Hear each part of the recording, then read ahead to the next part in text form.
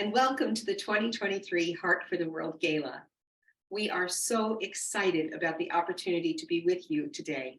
For the past 2 years, Mission Doctors has held our Heart for the World Gala exclusively virtually. And so tonight, we're excited that we are able to once again be with you virtually, those of you who aren't able to come to Los Angeles.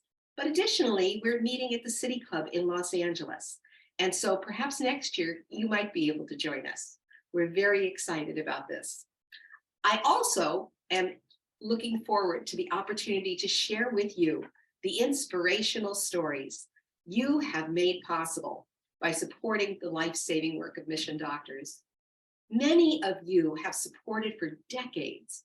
Imagine the thousands of people your kindness has touched.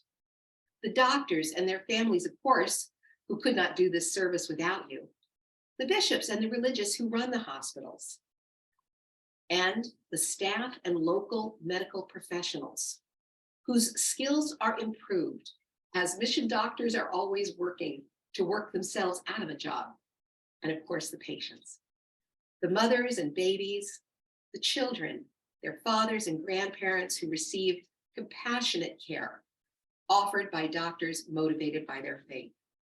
You have made a world of difference, and that's what we're celebrating tonight. Today, more doctors are coming forward to serve. Other doctors have recently been commissioned for Africa and Latin America, and yet others have returned to long-term service. And in March, we will hold our first retreat seminar in 3 years at Loyola Marymount University for doctors who are considering the short-term opportunity of serving 1 to 3 months. But none of this would be possible without you. Our auxiliary president, Bonnie Flaherty, would also like to welcome you. So I'm going to turn it over to Bonnie. Hello and welcome. My name is Bonnie Flaherty, and I am the president of the Mission Doctors Auxiliary. Tonight, I want to welcome you to our virtual part of the Heart of the World Gala. So I promise you will be inspired by the work of the selfless doctors and their families, as well as the patients that they care for in Latin America and Africa. As an organization, Mission Doctors has sent doctors since 1959. And even during the COVID crisis, Mission Doctors has worked with our mission partners to enhance the care that they provide. You are truly our partner in this mission of hope. And we are so grateful that you are joining us here tonight. Please reach out if we can answer any questions that you have, or perhaps you are interested in serving or supporting. But however we can connect, just know that you are an answer to a prayer. Okay. Thank you, Bonnie. Thank you so much. And the president of our board of directors, Tom Liato, would also like to express his thanks. Tom. Hello, I'm Tom Liato, president of the board of directors of Mission Doctors Association. While we are joining here in Los Angeles tonight, I'm happy for the 3rd year we are able to reach everyone to share these inspirational stories of faith and service. These are at the heart of the work of Mission Doctors.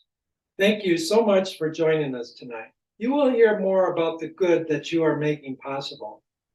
For more than 60 years, Catholic doctors and their families have left the comforts of their home to serve. But without you, it could not happen. Again, thank you for joining us tonight. Thank you, Tom. And as we begin this evening, we always like to begin with a prayer. And we've invited Father Ed Benahoff, our spiritual director, to lead us. Father Ed. Hi, friends. I'm Father Ed Benahoff. I'm the pastor of the Church of the Good Shepherd in beautiful Beverly Hills, California. I've been honored for many years to be the chaplain of MDA. And what makes me so passionate about this work is we send doctors and nurses all over the world to help alleviate human suffering. I'm so happy that we're honoring tonight Dr. Peter Mead, who spent some time with my friend, Dr. Tom Katina. So amazing work. And I want to welcome and bless all of you that are watching us virtually. Thank you for your support. We really need you and we love you and we're praying for you. So I ask the Almighty God to bless you in the name of the Father, the Son, and the Holy Spirit. Amen. God bless you and have a great evening. So Father Ed, thank you so much. We're honored to share with you the letter from Archbishop Jose Gomez on the occasion of our gala. Dear brothers and sisters in Christ, it is with great joy that I welcome you to the 2023 Heart for the World Hybrid Gala. It is a true blessing to have the opportunity to come together in person and virtually to celebrate and support the vital work of the doctors and their families who have served people of all faiths in many parts of the world. As you gather tonight to celebrate Jesus' mission of healing, I would like to commend the members of the Mission Doctors Association who continue his mission in our days, healing the sick and sharing with them the merciful love of Jesus Christ. I congratulate the dedicated efforts of all of the members of the Mission Doctors Auxiliary as you strive towards the goal of sustainable healthcare. We congratulate in a special way Peter Mead as he is honored with the Monsignor Anthony Browers Award for his work in Africa and the Pacific. Dr. Mead recently served in Sudan and noted, beyond the surgeries and the care he was able to provide, worshiping with the persecuted Catholics of the Nuba Mountains was the greatest honor of his life. Please be assured of my prayers for all the mission doctors and their families, so that they may continue to go forth and share their professional skills and at the same time bear witness to the love of God. May the Father's grace be their strength, and may they find joy and fulfillment in caring for our sisters and brothers at home and around the world. May Jesus, through the intercession of Mary, grant you peace and joy. What a tremendous inspiration. Thank you so much, Archbishop. I want to let you know tonight we're doing something a little different. Tonight's fundraising is for a very special and unique program. Donations received this evening will go to the Dr. James Carey Memorial Fund. 100% of donations to this fund go directly to provide the monthly loan repayments for young doctors who are called to serve. Well, what does this mean? This means that a young doctor like Dr. Zachary Gastelum, who just recently began his service in Peru, is able to say, yes, I can serve for 3 years. And in recruiting other young doctors to serve, we can help them know that there is a way for them to say yes. The James Carey Fund makes the mission possible. I thought you might want to hear from Zachary directly. So the James Carey Fund has been paramount to my decision to being able to serve with Mission Doctors Association. Without the financial assistance that this fund provides in paying my loans while I'm gone, I would have needed to stay in the United States to work or find another possible way to pay my loans back before heeding my call as a missionary doctor.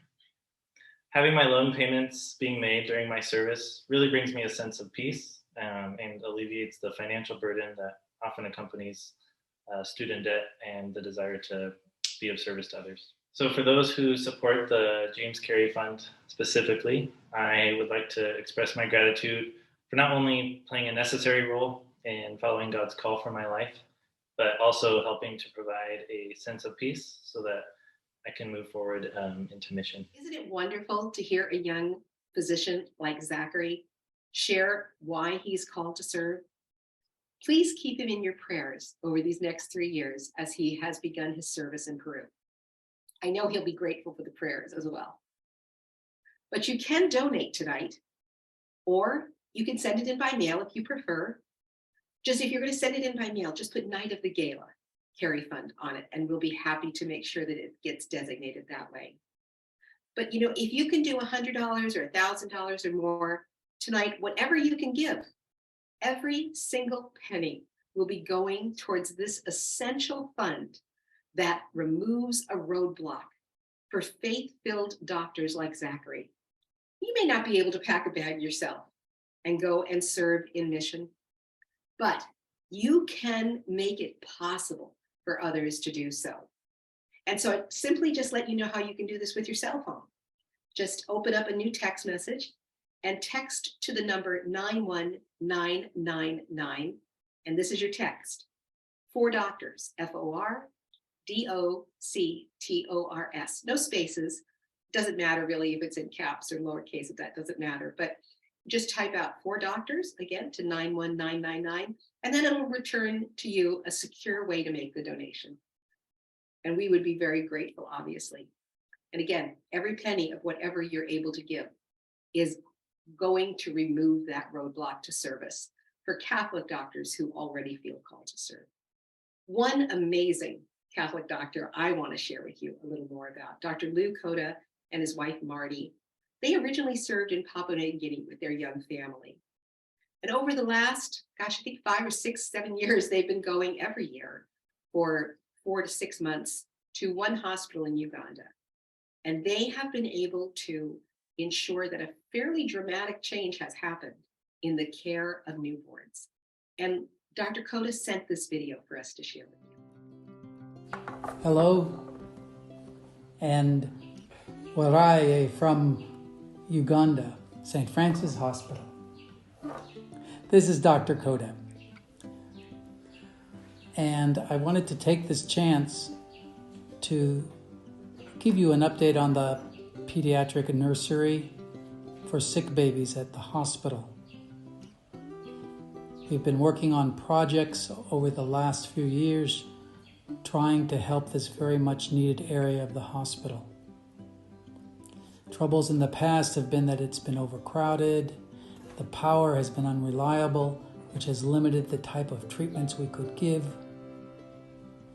But in the last year, between the work of many people, which includes the hospital administration, the medical staff here, the nursing staff, and with a lot of help from our German friends through Together for Uganda, through Mission Doctors Association in Los Angeles, and through the Friends of the Coda family, which are our personal friends and family. Much help has been given and allowed this to happen. Reliable power source, which is batteries. Before, the power would cut out and infants that were dependent on oxygen would go without and at times could even die. Now that we have reliable source, we can use incubators for the very small 1 to 2 kilo babies. For those dependent on oxygen, now they can have that with the help of specialized pressure machines, CPAP. And with the upgrades in the rooms, we now have multiple power sources, which really are the sockets. When before we had one and wires everywhere, now it's organized. So, with this additional help of basic care, we have done much better. The staff is encouraged, families are encouraged, and I'm encouraged. So, on behalf of all of us, Wakozi Chani, thank you very much.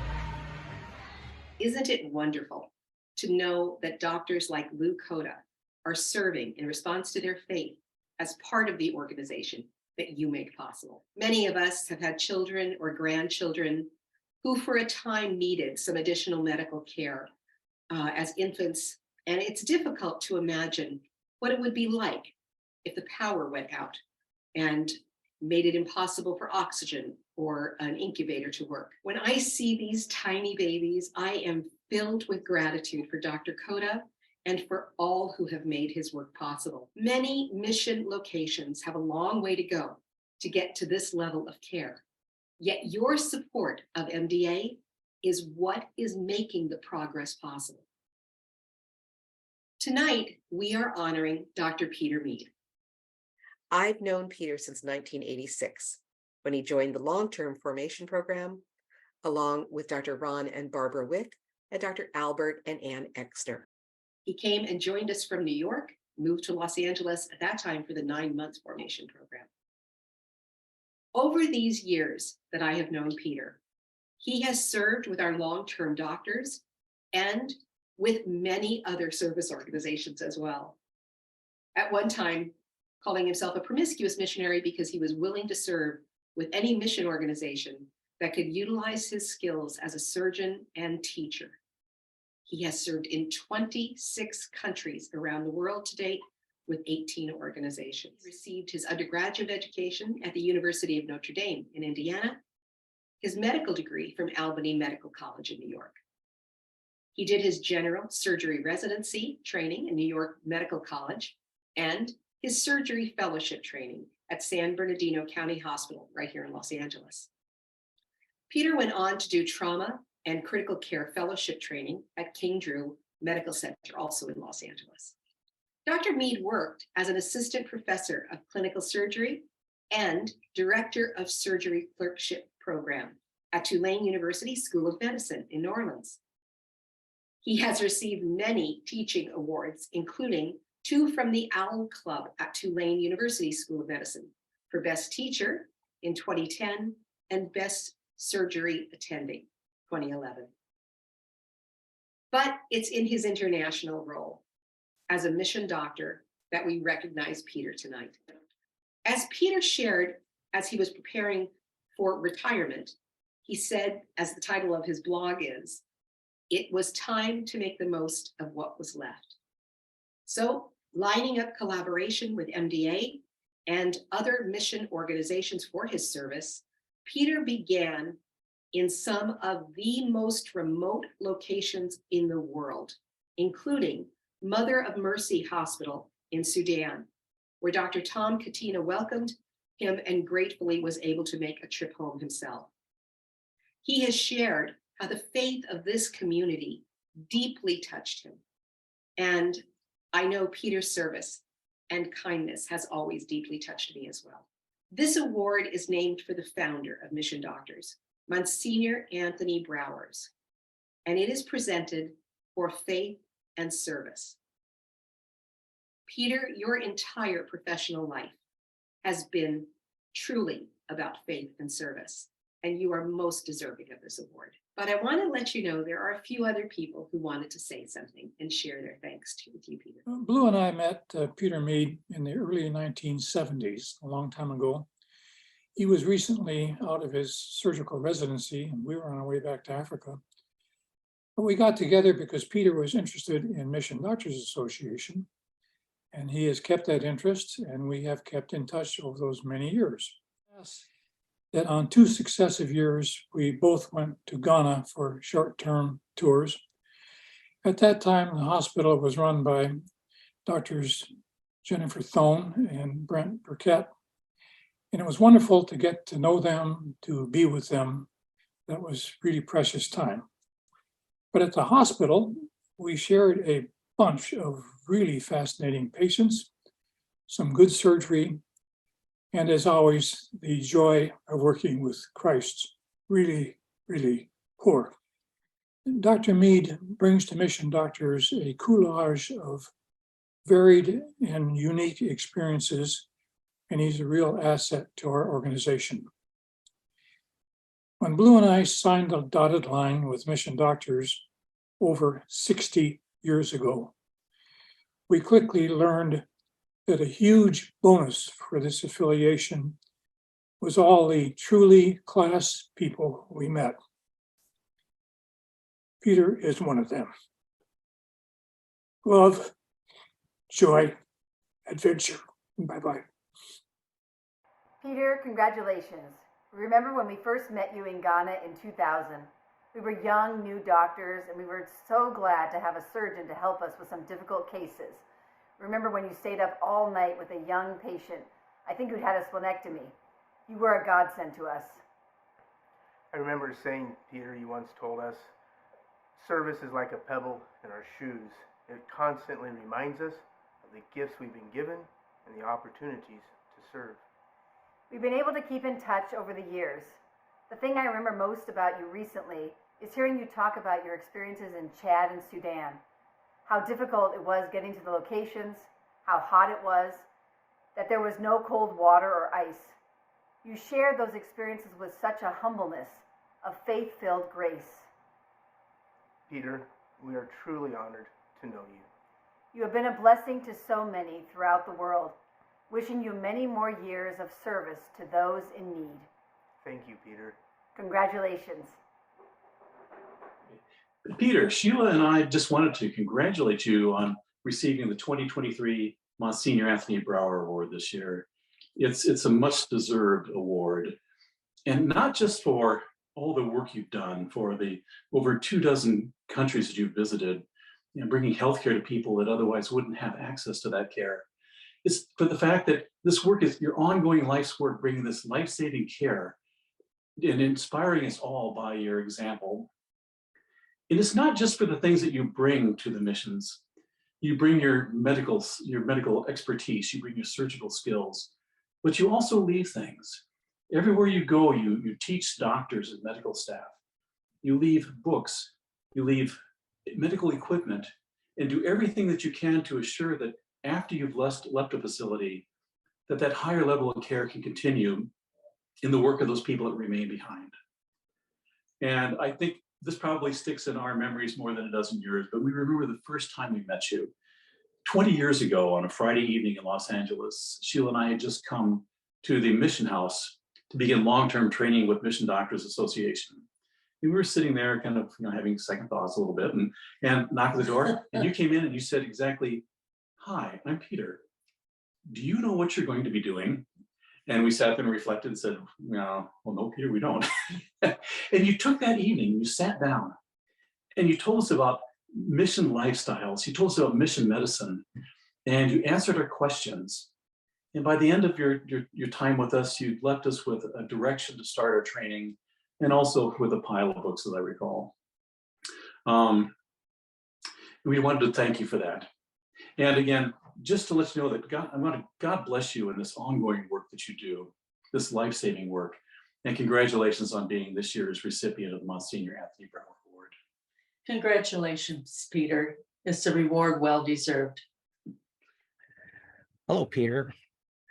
I'm John Ruley, as you will recall, and I have one particular story I'd like to tell about you. It happened in Ghana 23 years ago. Surgery. And I found you and one of the Ghanaians desperately looking for a tool. And you explained that this was to relieve pressure in the skull of a little girl who had got hit by a truck crossing the street in front of the hospital. You found what you were looking for. You started into the theater, and then you turned around and said, "You'll go nuts out there by yourself. Why don't you gown up and bring your camera?" And so instead of pacing the floor and waiting until probably would have been midnight by the time anybody came out, I had the privilege of taking pictures as you and Leo and Brent and Kate did everything in their power to save that little girl's life. It wasn't enough. She didn't make it. But as I recall, the next morning at the regular doctor's meeting, I think you said something along the lines of, "We did everything we could. She wouldn't have had any better care in Paris or New York or Kathmandu." What I learned from that is that despite your gruff exterior, you are an extraordinarily compassionate person with all that was going on, to think of how it would be for me and to ignore my past clumsiness and allow me to be part of that. I'm very grateful. And congratulations. This award is very well deserved. Hi, Peter. This is Tom. I'm speaking to you from Mother Mercy Hospital in the Mountains. I just want to offer you a very hearty congratulations on your new award from Mission Doctors Association. That's wonderful news. We're so happy for you. And just again, thank you for your time you spent with us earlier this year. You did a wonderful job here with us, with our staff and our patients and everyone. And I just gave those soccer balls to Benedict. He's very appreciative also. Sorry it took me so long to get them to him. Anyway, you're more than welcome to come join us again here in Nuba anytime you have time and feel the urge to come back here to the bush. We'd be happy to receive you. God bless you. God bless your work. And thank you for all that you do. And now it's my honor to present Dr. Peter Mead. I'd like to thank Mission Doctors for this award. This kind of thing doesn't happen to me every day, and I'm very grateful. You know, there are good days and bad days, and this is a good one. You know, the thing about working overseas, and they talk about culture shock, and culture shock comes out in different ways. For me, it was I love supermarkets. When I it's like going to Disneyland. I'm so used to having the vegetable lady come and give me vegetables versus you'll go into the produce section of one of Vaughn's or Albertsons, and you know I'm in Disneyland. It's incredible. So this is one of the things that culture shock does. The other thing that I've noticed culture shock does is that I got into my car and I said, do I remember how to drive? I mean, but of course I did. It's like riding a bike. But these are the things that happen when you're just getting back, you know. And I cannot goes without mention that I like warm showers as well. So these are the things that do this, the things that happen to you when you work overseas. You know, when you work overseas, you're the subject of conversation among people out there. You can't have, you know, and people, they may not have educations, but that doesn't mean they're not smart. And so then they begin to ask themselves, why are you here? What are you doing here?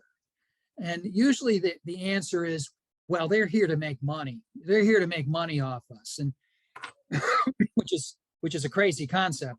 And once they begin to understand that you're not there for the money, then they begin to ask deeper questions like, okay, well, why are you really here? And then that's the door through which God comes. And that's what we can do by physically being there. They understand that we're away from our families. They understand that we're away from people we love and what's familiar, and that we're there with them, and they want to know why. And they come to that. And so that's one of the ways we make a difference. But then the people get to see us, and they see that we treat them well, and they see that who we really are. And again, these people are smart, and they can tell, and they see the inconsistencies. And this is another thing that working in these overseas situations does. Is it a sacrifice to do what you want to do? Is it a sacrifice to follow the desires that God gives you, to do his work, to follow the desire of your heart?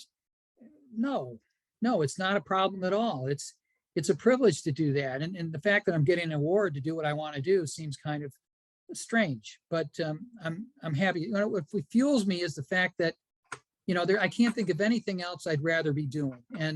And so I'm doing it. You know, I had the chance to work in Sudan. You know, the Sudan is an Islamic state, and Sudan is, you know, just a few years ago in the hospital I was working at, they were bombing the hospital. The Sudanese government bombing a hospital. It's ridiculous. And why? Because we're Catholic, and you know, it's not a good way to get votes, that's for sure. But the point is, and all around the hospital grounds, there are these crater-like holes, and they're not from the bombs. The people there call them foxholes, and what that means is that when they heard the people with the bombs coming, they would all lie down flat on top of each other in these depressions or craters around the hospital. They call them foxholes, so that when the shrapnel would come, it shoots in 360 degrees, and if they're down on the ground level, they're less likely to be hit. And those reminders were all around there. Now, let me take it a step further. I would be going to Sunday Mass with people, and I'd be shoulder to shoulder with all these people who'd been actually had their lives threatened because they're Catholics. That's a new one for me. And you hope some of this greatness rolls off on you. I did mention that to the priest there, and he just nodded. He said, "Yep." And so it's really an honor to be working with people like that. And so so if we talk about Monsignor Brouwers, to know Monsignor Brouwers is to know mission doctors, and we all know the story of Monsignor Brouwers. He was head of the propagation of the faith in Los Angeles in the 50s. In 1954, 69 years ago, he goes out to Nigeria to see what was going on, and he was surprised by what he saw. And you know that he saw that the priests and the brothers and the nuns, they were busy mixing cement and putting up houses and trying to fix cars and doing things that they weren't really lined up to do. And so you got to admire Monsignor Brouwers. He saw this and he did something about it. He had an idea and he saw it through. And what he saw through was to create a group of people, us, to draw us into the mission work that the propagation of the faith was already doing. So he established lay mission helpers. He established mission doctors, and we're part of that. We're part of a link to him.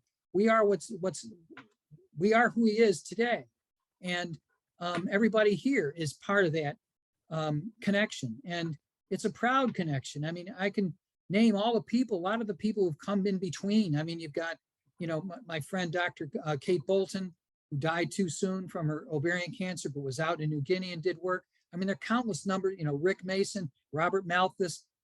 We can go on and on with the people who've come and gone as part of this chain back to Monsignor Brouwers. And we're all part of this. And, it's a joy to go out and do this work. It's a joy to serve God wherever we are. We're all in this together, and it's a small world. It's the toughest part is just trusting. Are what we're doing making any difference? And of course it is.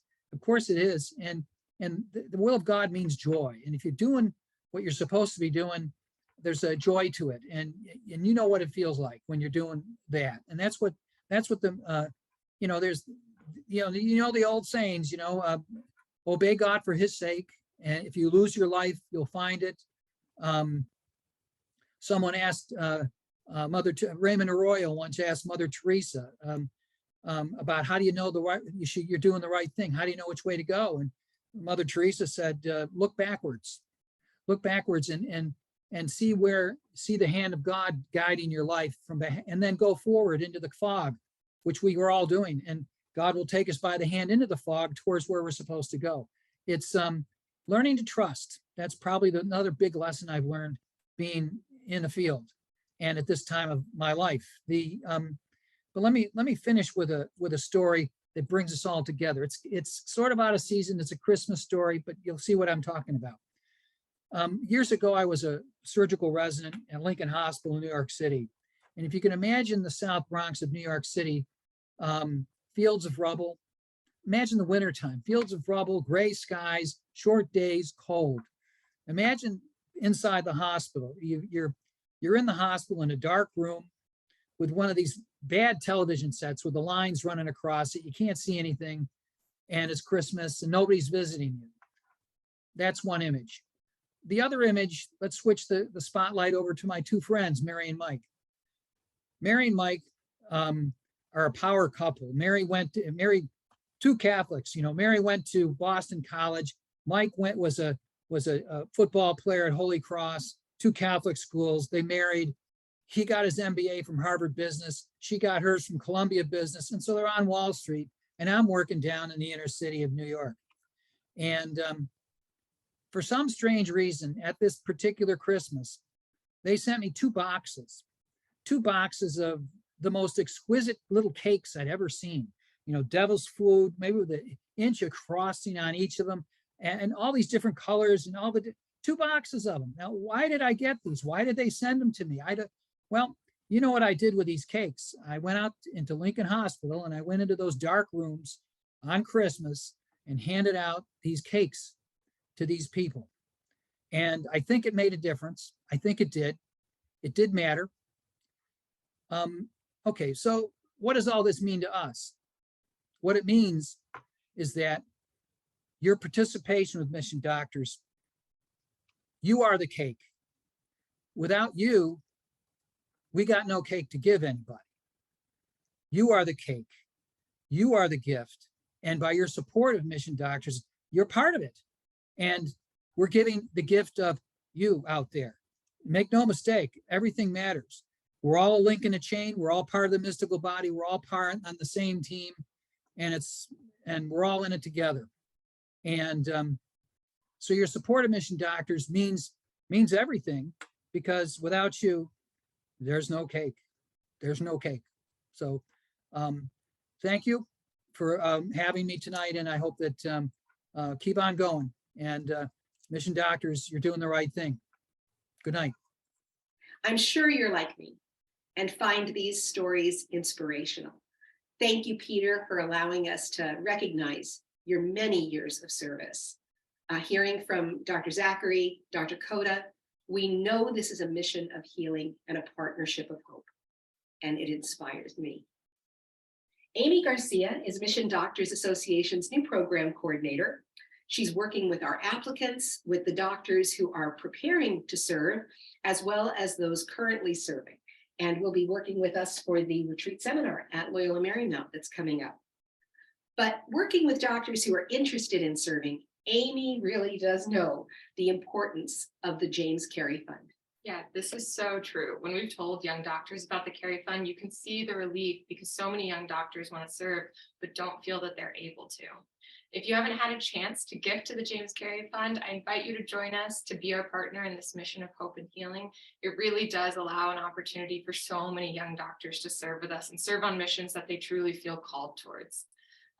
Please help us have the funds to be able to remove the roadblock to service. Many young doctors graduate with debt in excess of $500,000. This doesn't give them the freedom to be able to serve with Mission Doctors for 3 years, and you can change that. As Elise shared, you can use your cell phone right now to donate. Simply text to the number 91999, the message for doctors, that's FORDOCTORS, no spaces. You'll receive a text right back that will take you through the simple steps to make a secure donation to Mission Doctors tonight. And you can remember that every penny of the donations to the James Carey Fund, 100% of it goes to the Carey Fund. So your gift goes to removing the roadblock to service for Catholic doctors who feel called to serve. Well, thank you so much, Amy. And I know we are working together to get more doctors out to say yes to the bishops and the religious who run the hospitals. But we also want to say thank you to you. We want to say thank you to those of you who've joined us this evening on our virtual gala. And I would be remiss if I forgot to remind you about that you could continue to give, even if we are if we finish this evening. You can always contribute to the James Carey Fund on our website. And if you want to send something in by mail, you're certainly welcome to do that as well. But our silent auction will be going on until Monday. We have the directions to how to get to that silent auction. We have wonderful baskets and items from the missions, as well as some beautiful jewelry and other items that have been donated. I invite you to take a look, and you might find just the right gift for someone you love. And again, we thank you for being with us, and thank you for making the work of Mission Doctors possible. God bless.